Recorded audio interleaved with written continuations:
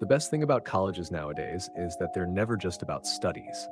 I know, half of you will roll your eyes and say, bro, the fees are only for studies, not for your extracurricular enlightenment. But hear me out. The ground has shifted under our feet. After the massive democratization of education caused by the even faster democratization of the internet, especially in India, things have changed beyond recognition. Education is no longer locked in ivory towers. It doesn't wear a professor's robe and sit in an air-conditioned lecture hall. It lives in your phone, in your earphones, sometimes even in your memes. You can learn coding on YouTube at 2 a.m. or philosophy through a podcast on your metro ride. So the old monopoly of college as the only temple of learning is basically gone. Now someone might ask, so what's the point of college then? And that's the trick. The point of college is almost never just the studies or the degrees anymore. For me, the most important aspect of college is how it acts like kindergarten, just on a much larger, more chaotic, and occasionally more hungover scale. Think about it. In kindergarten, you're exposed to crayons, swings, the kid who always eats glue, and the uncomfortable but necessary lesson that you're not the center of the universe. In college, it's the same template, only the props have changed. Replace crayons with debates, swings with internships, glue-eating kid with that one friend who's permanently stuck in conspiracy theory or YouTube, and the big lesson of you're not the center of the universe gets reinforced every semester. College is exposure therapy for adulthood, but with slightly better food and slightly worse financial consequences. And this exposure is crucial. It's not just about classes and credits, it's about meeting new people, discovering new avenues, and keeping that sense of discovery alive at the maximum level your society can allow. For some, that means joining clubs and realizing they actually enjoy theater, even though they came in for engineering. For others, it's late-night hostile debates about whether free will actually exists, or if we're all just NPCs in someone else's simulation. And for a select few, it means creating startups that burn VC money faster than a fresher burns his first stipend.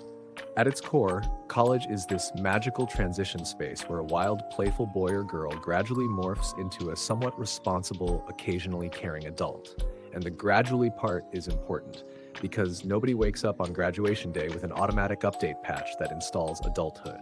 Instead, you stumble through mistakes, cringe at your old Facebook posts, survive nightmarish group projects, and slowly, painfully, you come out a little more refined.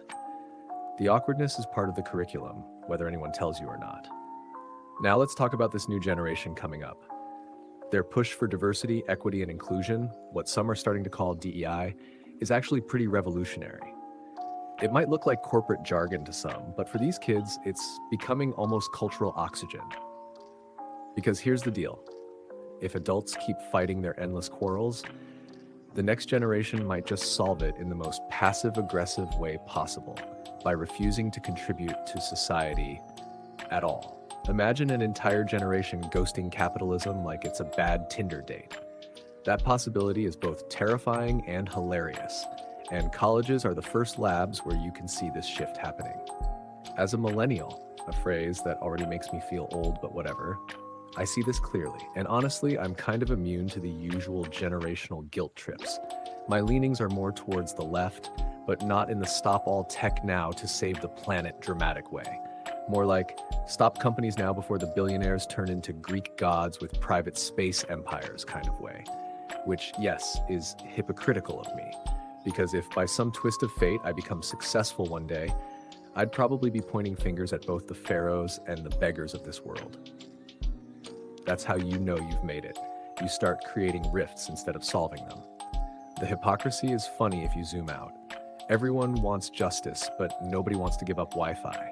Everyone wants equality, but nobody wants to split the bill evenly. College teaches you this contradiction in real time.